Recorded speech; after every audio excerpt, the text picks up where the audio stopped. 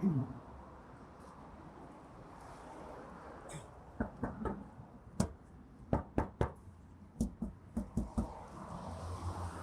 alaykum obunachilarimiz. Mana sizlar uchun yana bir darvozani ko'rsatishga keldik. Chechem fason, buni ko'pchilik yaxshi biladi. Ya'ni haytik uslubidagi darvoza. Qisqacha ma'lumot berishni boshlaymiz. Razmeri eniga 377, bo'yiga 3 metr. Ya'ni 11 kvadratdan oshiqroq chiqadi. Umumiy kvadrati. Oldin listiga 1.8 listdan foydalanilgan, orqa tomoni 1.5 listdan. Yo'llari esa 10 lik shivelderdan foydalanilgan. Va qora glansoviy nержавейкаlardan latok sifat qilib yopishtirib chiqilgan. Tepa tomoni ham 5 ga 10 profil. Shanri esa bu ichi sharli deydi. Sharli ya'ni pachinlik emas, lekin oddiy shanr ham emas, ichida soqqali shanr. Mana bu o'sha chekkalarda yog' quyib, buni xizmatini uzaytirish uchun ishlatish kerak bo'lgan to'shka, ya'ni nuqta ham teshik qo'yishgan. Hop, 5 burunga 4 ga 2 ishlatilgan. Ichidagi profillar ham qalin profil ishlatilgan. Holati yaxshi, biroz changligidan, ya'ni yo'lda bo'yida turibdi bu darvoza. Changligini hisobga olmasa, holati ideal holatda turibdi.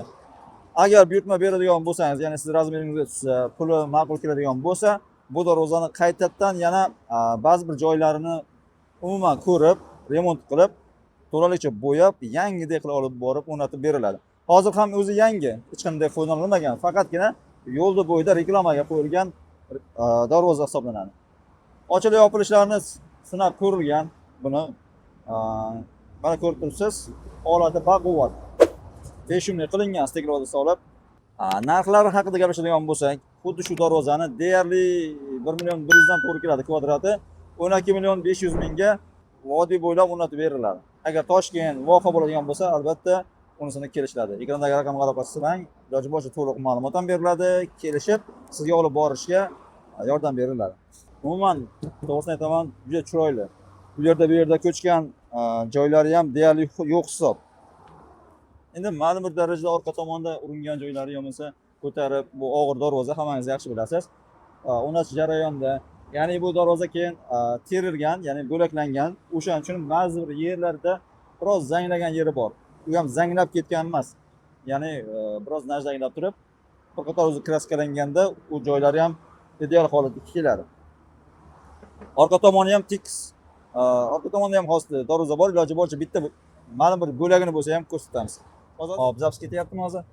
Mana orqa tomoni endi mana ko'rib turibsiz, chang, lekin mana bu chekka, mana ko'ryapsiz, mana bu kalitga ichidagi hech yo'ldan ko'tarilib qolibdi. Listlarni ham chekkadan chekkagacha to'liq yopqinma, qoplab chiqilgan, yopishib chiqilgan. Profil ko'rinmaydi umuman holatda. To'g'ri yopilgan. 5 kunlik. Mana ko'rganingizdek, ba'zi bir yerlarda kichkina zanglagan joyi bo'lishi mumkin. Lekin boshqa joylari hammasi ideal holatda. O'rtada senter zamok. Shunga o'xshash darvoza kerak bo'ladigan bo'lsa, razmeringizni aytsangiz, kommentariylarda izoh qoldiring. Iloji boricha sizni razmeringizga, siz imkoniyatingizga moslab darvozalarda topib berishga, tayyor mahsulotlar topib berishga imkon qadar harakat qilamiz. Umuman olganda faqat darvoza emas, metal buyumdan yasalgan buyum bo'lsa bu. Aloqaga chiqing, kanalimizni kuzatib boring. Albatta sizga ma'qul keladigan buyumda albatta topishingizga ishonchim komil. Sog' bo'lasizlar, salomat bo'lasizlar. Ko'rishguncha.